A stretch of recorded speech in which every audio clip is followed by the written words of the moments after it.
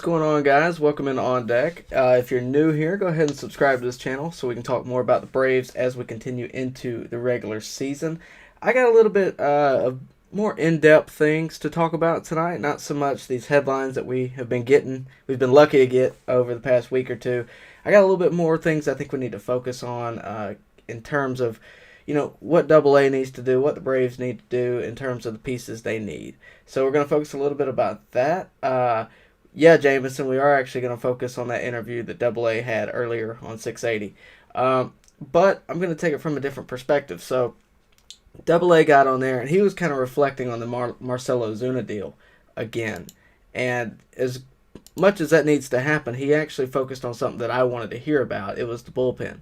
The bullpen, if you don't know already, the bullpen is not in bad shape necessarily, but there's not a whole lot of guarantee in it because you got two major free agents. You got Mark Melancon and Shane Green, right? I think either Shane Green or Melancon needs to be brought back. I really think Shane Green is the priority there. I saw a question in the chat before we got started. Who would I give a 2-year deal to? Definitely Shane Green. I think that needs to be a priority. If that's not the priority at this point, I would be surprised. I think the bullpen, it wouldn't surprise me at all because honestly, it surprised me right now that Melancon and Green haven't been signed already because they were so valuable to the Braves. If I'm a guy, everybody needs bullpen help just like everybody needs starting pitching. Everybody needs bullpen help. So if I'm another team and I see these two guys, why wouldn't I go after them? If they've been so successful. So I really think I think that's got to be a priority. And let me introduce you to something real quick. I took some notes down today, so forgive me if you think I'm reading, but I really took some notes down today. First off, Shane Green last year had a 2.6 ERA and 21 strikeouts in 60 games. So in 2019, he made $4 million. In 2020, he made $6.25 million. He's a staple of the bullpen. He could be your closer. Honestly, I thought he was going to move into that role at some point. He's worth every bit of that $4 million and that $6.25 million. So, to me, if we can get a discount, great. If not, pay him market value. Market value is estimated for Shane Green right now at about $7 million. I think he's a big part of the bullpen, and that role will only grow. I really think he could be the closer.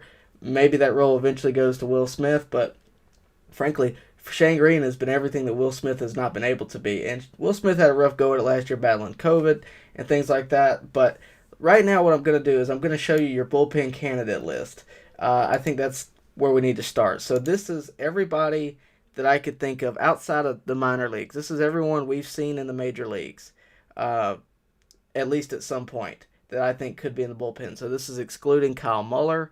This is excluding anybody, Tucker Davidson. This is completely who we have on the major league roster or has been on a major league roster before. As you can see, Kyle Wright has got an asterisk next to his name. This is pending that he does not go onto the starting rotation. There are a lot of names here, a lot of returning names, a lot of good names. AJ Minter sticks out. Tyler Matzik sticks out. Chris Martin. Josh Tomlin is a guy that's great in long relief. Jacob Webb is a guy that I think could be really good and has been really good over the past year.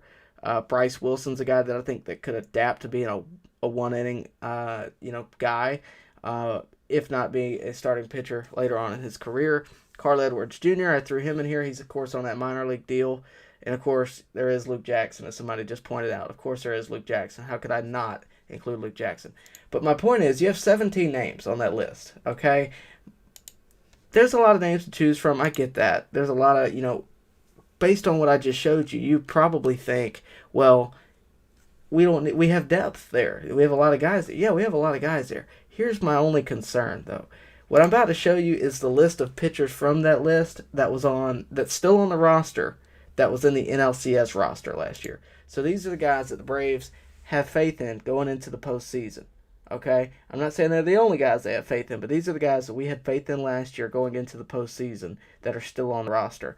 Two big names that aren't there, Shane Green, Mark Melancon. Okay? So those are only 10 names. So you went from 17 to 10. And I'm not saying that, we couldn't find two guys to fill that role. We probably could in the minors. What I'm saying is you're taking a big chance. You're eliminating Sean Newcomb, Chad Zabaka, Luke Jackson, Tookie Toussaint, Jeremy Walker, Patrick Weigel, and any other minor league candidate you can think of. So all due respect to all those guys, there's not a name there that really sticks out that I really want to pull into a game, excluding maybe Sean Newcomb.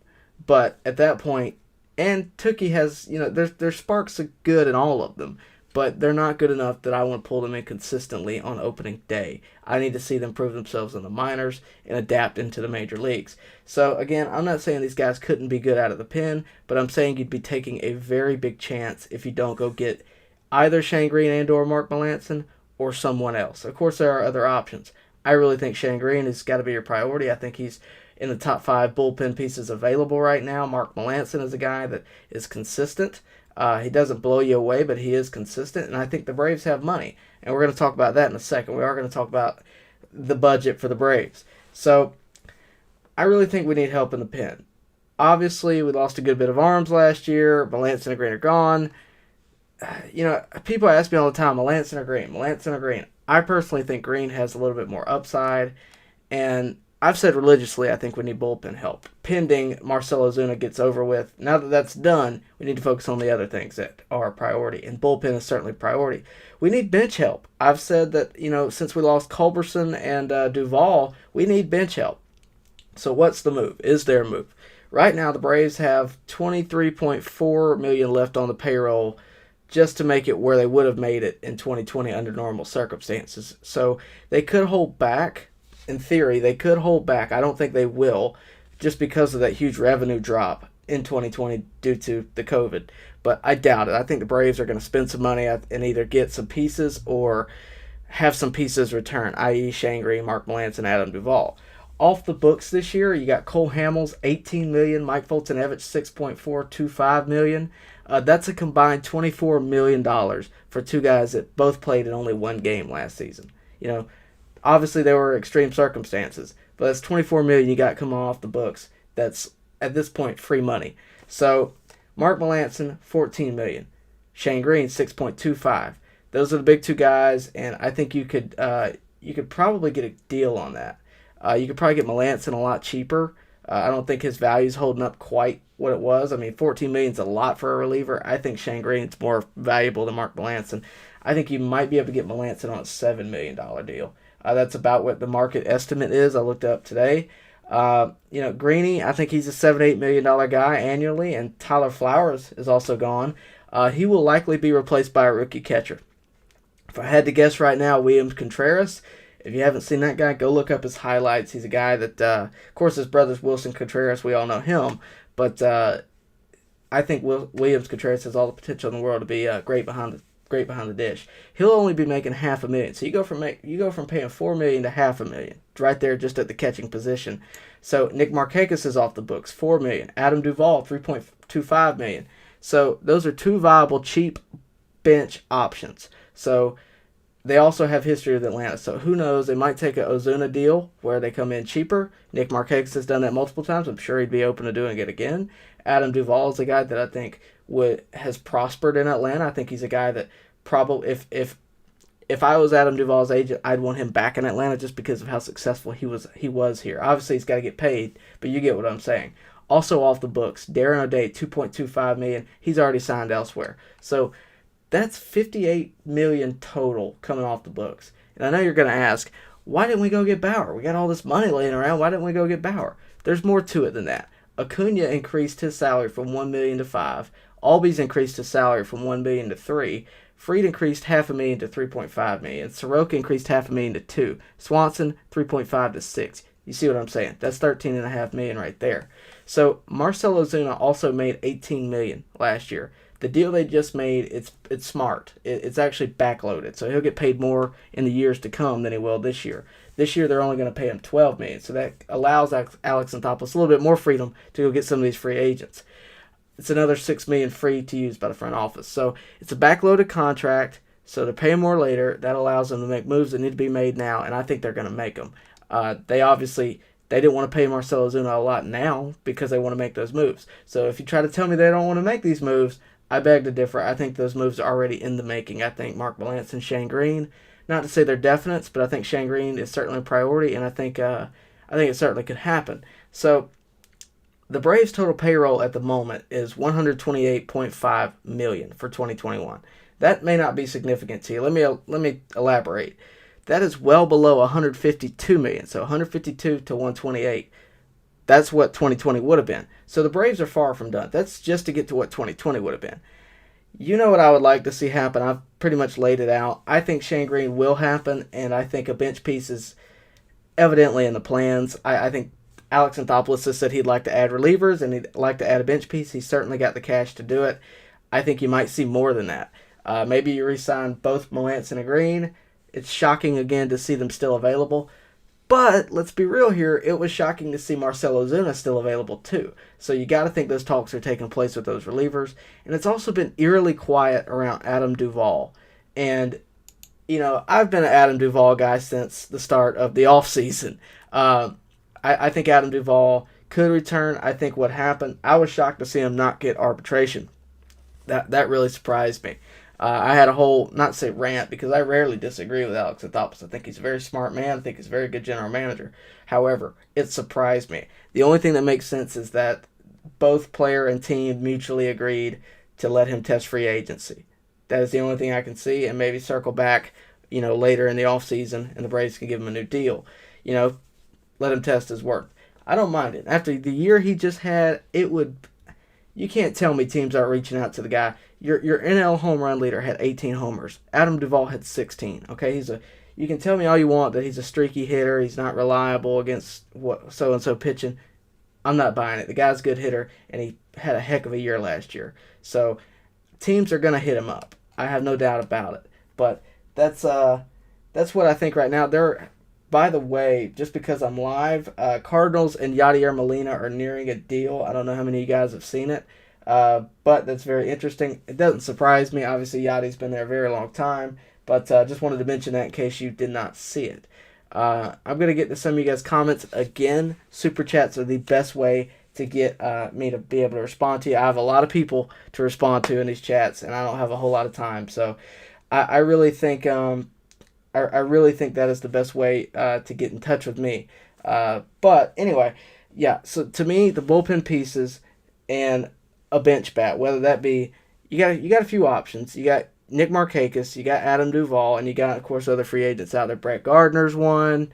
There's a few out there. Billy Hamilton, a guy with Braves history, is out there right now.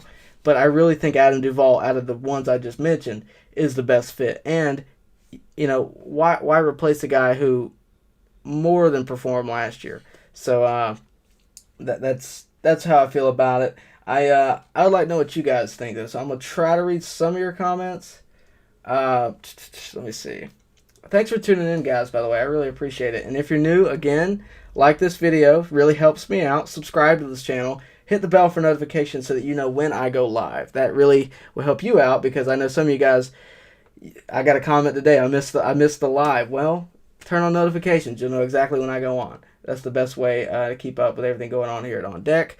And just real quick, before I get really into the chat and get focused on you guys, I haven't quite mapped out how I'm going to handle this season. It's a little bit different in terms of how I need to go about doing it, just from a production standpoint. Last season was 60 games. So I covered it just about every single game. I went really hard in the paint and covered every single game I could. That probably will not happen this year. I can't recap 162. I would literally be exhausted by the postseason. So what I'm going to do is probably do more of a live stream based operation. Probably go live twice a week, talk about the headlines. Obviously, if something breaks, I'll have a video up on the channel. But I do think that is the best way to go about it. I haven't announced the schedule. I'll let you guys know. But that is what I think right now. I see we do have a super chat. CJ LaChapelle, I hope I said that right. Do you think the Chop will be back this season? I've gotten this question a lot. I really think the Chop is something that they're not going to be able to stop. I think this year kind of gave the Braves an opportunity to step back, not have the Chop. Obviously, they don't have any fans. I think that because because they didn't have any fans. They didn't have to play the chop. They didn't have to put, they didn't have the audio in the stadium. However, I think that the fans, I mean, let's be honest here. You go to a postseason, you have a moment like Acuna did a few years ago in 2018 against the Dodgers. That grand slam he had. I was there. Okay, that place was rocking. If you can stop 50,000 fans or however many fans Truist Park holds from tomahawk chopping, at that point, okay. I don't think that's going to happen, at least not for a very long time. I think it's a shame the Braves get shamed the way they do. I am a very big proponent of the Native American culture within the Braves organization. Obviously, Chief Nakahoma is a very good friend of mine. Levi Walker Jr., I encourage you to go watch his interviews. They're actually very interesting. He talks about Hank Aaron, Phil Niekro, all those guys that we've lost. But, yeah, I mean, I'm a Florida State Seminoles fan. There's a helmet up there signed by Bobby Bowden. Okay, they still tomahawk chop. The Chiefs were in the Super Bowl last night. R.I.P. But they do the tomahawk chop. I really think, I really think the culture, the Braves do a very good job of embracing the Indian culture. And I think that's a very important thing to realize. And, to me, Braves fans are going to do it till the end of time anyway. But in terms of the organization, they've been very staunch on we're keeping the name, we're keeping the heritage, and I think that's something to respect from them. But that is what I think about it. But I appreciate your question. If you got any more questions, let me know. But in the comment section, of course, super chats get you priority. That's just how it is. These people are paying good money. I got to answer their questions. But I do appreciate your question there, CJ. Hope you're subscribed. Hope you're watching everything I put out. Let me see if I can get you guys going here. Okay. I want to try Will Smith in a closing position to get his all-star groove back. I think Will Smith is, last year the Braves bullpen was the strength of their team, and all due respect to Will Smith, he was struggling last year, and I don't know how much of that is actually on him. Because, again, the guy had COVID. There's a lot of ifs there. But, we had a lot of options in the closer role. Mark Melancon took the job, never lost it. And, that's kind of, with Melancon, I would prefer Shane Green there. However, I'm not going to take it from him. Because the guy pitched excellently. There's no reason to take him out of that role. But, Will Smith would be just fine in the closer role. Shane Green would be just fine in the closer role. I think A.J. Minter would be just fine in the closer role. But when you have a bullpen that's so full, and if you bring Shane Green and Mark Melancon back, your bullpen's full again. When you have a bullpen like that, you can pretty much interchange. Matzik is a guy that can go 2-3. I think he went 2 innings against the Reds, I want to say, in the postseason. He's a guy that can just come out and absolutely deal. A.J. Minter, in the postseason, I think he gave you 3 or 4 innings in a game against the Dodgers, as a starting pitcher. So our bullpen was more than successful. As much as I like A.J. Minter, I've met A.J. Minter. He's a very humble guy. As much as I like him, I think he's better in that 7-8 role, in that setup role, because if you need him to go 8, if you need him to go 2 innings, he can. And if you put him just in the ninth, I don't know that he does that, as often. Jameson says that he would like to see AJ as our closer going off the grid. For Murphy gave us the National League Championship Series against the Dodgers way through 3 innings. Incredible to start a game off. I agree. I actually just mentioned that. I completely agree. And I think that AJ Minter's a guy that also, he's cheap. And that's no disrespect. We got him at a great price. So to act like that's not the guy you want to go with is insane. And a lot of people, a lot of fans, you guys are probably a lot smarter than the fans I'm about to mention, but a lot of fans out there don't really think about the money aspect, just in general. Marcelo's in early on. I'm telling you, I don't know that that's what the Braves are going to do. And people are like, how could you not re-sign Marcelo Ozuna? Well, because the guy might want $120 million. You have to think about the money things. You have to think about, obviously that didn't happen. I'm thankful it didn't. But you have to think about the money thing. And A.J. Minter is a guy who got an exceptional price. And, I think he's a guy that could be with the Braves for a very long time and be very successful. I've said this before, but he reminds me a little bit of Kimbrel, not necessarily in the results quite yet. I think Kimbrel, is obviously up there in a different tier, but he's a guy that pumps gas, and I mean, he's been exceptional in the past season. Josh Tomlin is a big help to him. And I think you have to realize how much somebody like a Josh Tomlin can do for your club. Josh Tomlin last year, they lived on the same street in Texas. They worked out together. Tomlin helped him out. And look, we all remember AJ Minter from 2 seasons ago. Okay, he looked lost. People were comparing him to Luke Jackson. All due respect to Luke Jackson.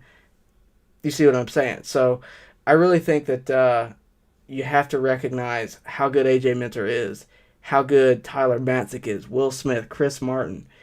Jacob Webb's a guy that I think could be just as good as a lot of these guys. And frankly, there are a lot of guys in the minors that could be exceptional too. Kyle Muller, he's more of a starter role, I think. I think we could see him next year. Maybe if this Morton deal doesn't work out, you can see him this year, but I think Morton will do just fine. But you get what I'm saying. I think, I really think that, I think you got so many options in pitching right now that it's great, but you have to realize who's your good options, who's the better of the two. And I still think Shane and Mark are the best options at the moment. All right, let me see. When will they nail down Freeman? Freeman has pretty much said that he is not the priority. He recognizes he's not the priority this year. Sign Ozuna. Let's worry about whatever, next year. I don't think Freddie... I'm honestly not worried about Freddie, personally. I don't think you should be worried about Freddie. I don't think he's the type of guy to just take off and go elsewhere. I think he's a guy that's going to be a Brave for life. Don't think you got to worry about it. I think it's genuine. I said a few weeks ago that I thought Marcell Ozuna would take a pay cut to come back to the Braves. He did. And I think Freddie Freeman is a very similar instance. If Marcell Ozuna did that, there is no reason to think Freddie Freeman wouldn't do it. Freddie Freeman is not, Trevor Bauer. I'll just leave it at that. But I think if not this offseason, they'll do it at some point. They might want to make some more free agency moves, keep their options available, and worry about that later because they know they can. There's nothing wrong with that. Let me see. I didn't like it when they changed their slogan from Chop On to We Play for the A. Well, things change. I don't think that's so much the Indian culture is just a marketing thing. I don't think there's anything wrong with that. But Corey, Tomlin is a huge inning eater. He certainly is. But before I go, I do want to talk about the rookie catcher that's more than likely going to start the 2021 season, and that is William Contreras. William Contreras is a guy that I think will be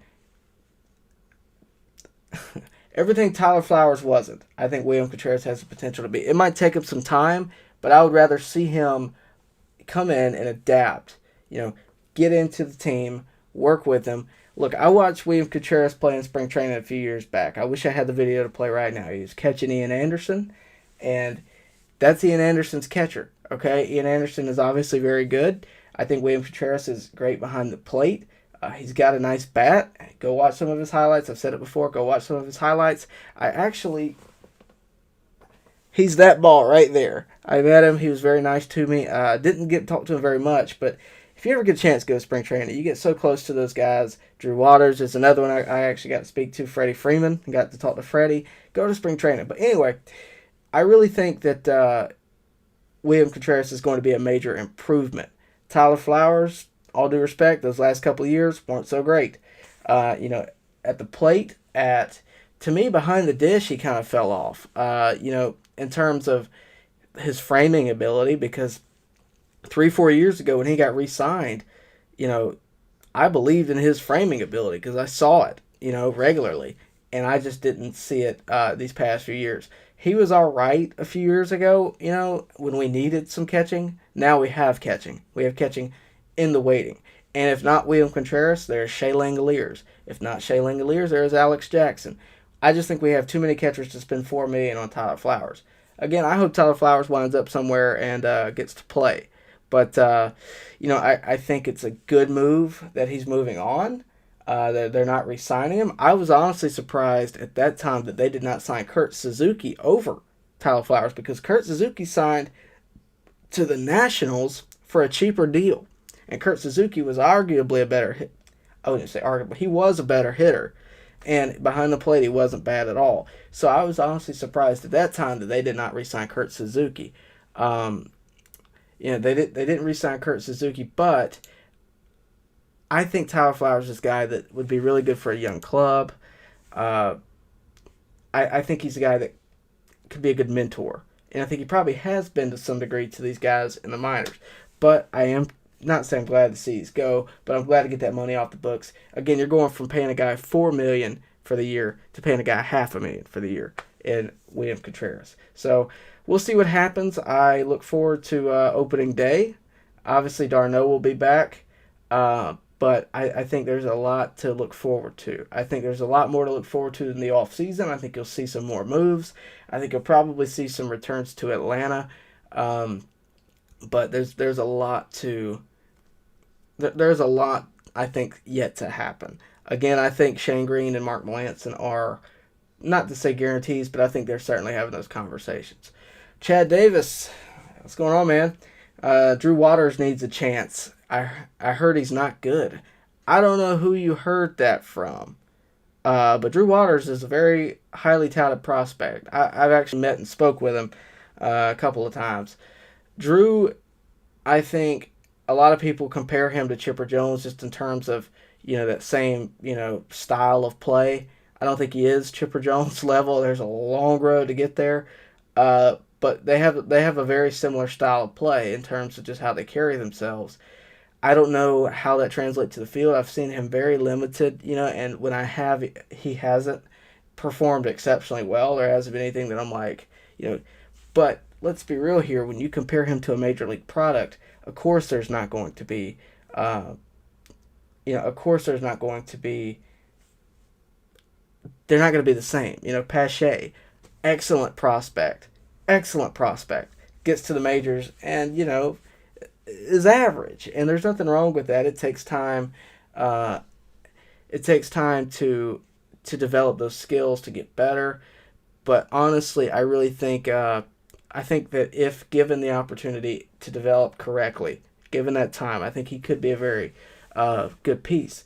But he could also be a trade piece. I mean, because again, all due respect to Drew Waters, Marcell Ozuna's in left field for the next 4 years. Acuna's in there till 2024, and Pache's in there till, so the only one you're really going to beat out is Christian Pache, and I don't know that can happen. I don't know that Pache starts in center field on opening day. I think you might have a month so they can keep another year of control on him, but we'll see. I think it'll be. I think Drew Waters will be interesting to see because I'm curious if he goes elsewhere what he becomes. Just because, that's a good question. If Austin Riley were to leave right now, what does he become? I think that's a fair question. Jesus, you want to know how long it took for me to collect all of these autographs? Hang on just a second.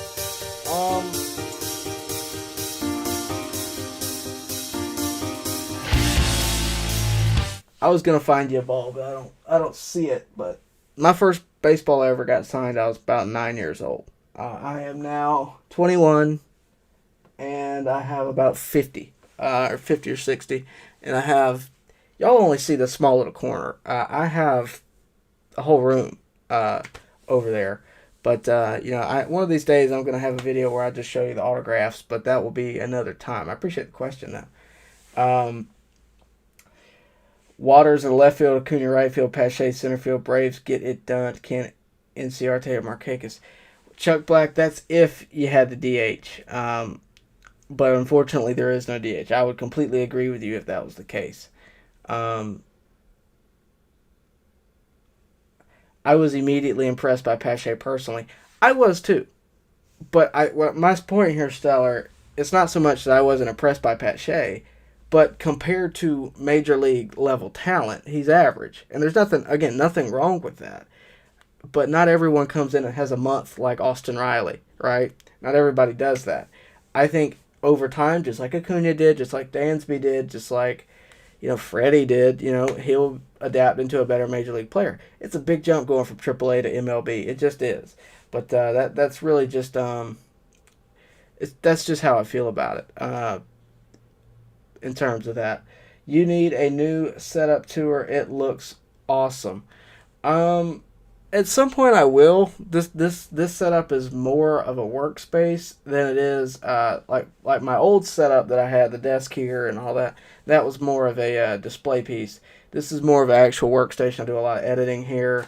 I try to make it presentable for this thing. But yeah, I think it looks pretty good for what it is. But yeah, I will have a setup tour at some point. I'll have a probably just a probably an episode basically where I'm just showing you my stuff. But there's a lot of stuff out there. Let me see. My first baseball sign is from Nationals pitching coach Paul Minhart. That's pretty cool. I had Leo Mazzoni. I met Leo Mazzoni and Mark Lemke. They were sitting together at Turner Field when I was about 10 or 11. And I actually met Newt Gingrich on the same day.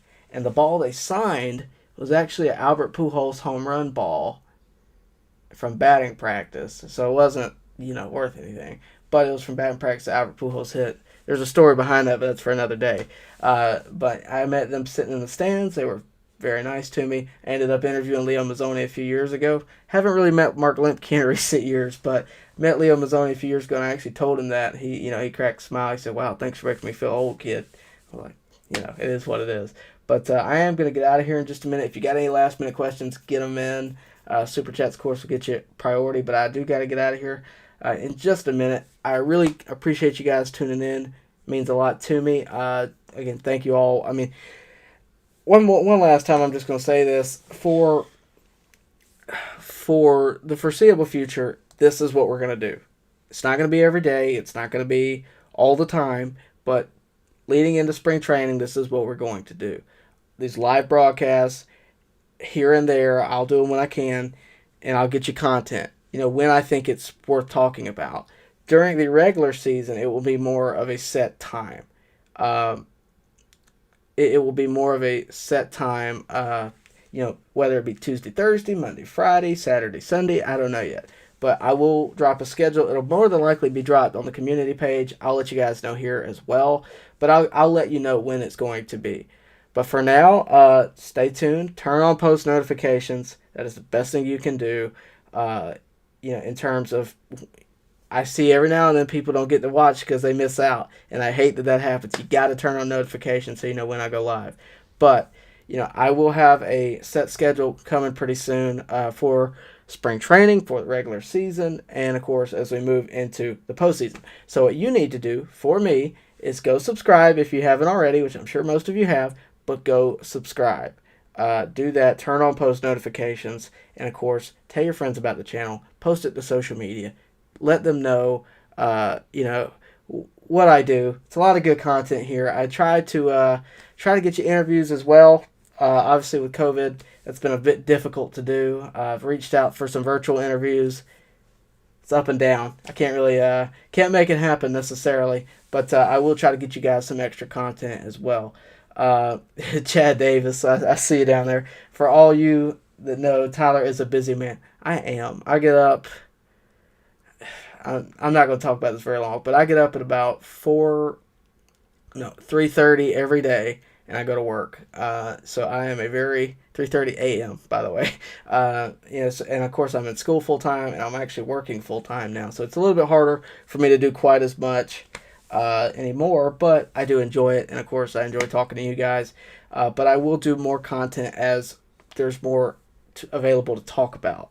And of course, that's just not the case right now. So I can get on here and talk about what I think the Braves should do, but that's pretty much all I can really say. But I do appreciate the comments, and I am going to get out of here. Yeah, 3:30 a.m. But anyways, guys, thank you for tuning in. I got to wrap it up. I appreciate you tuning in. I'll see you guys next time. As always, see you next time on deck.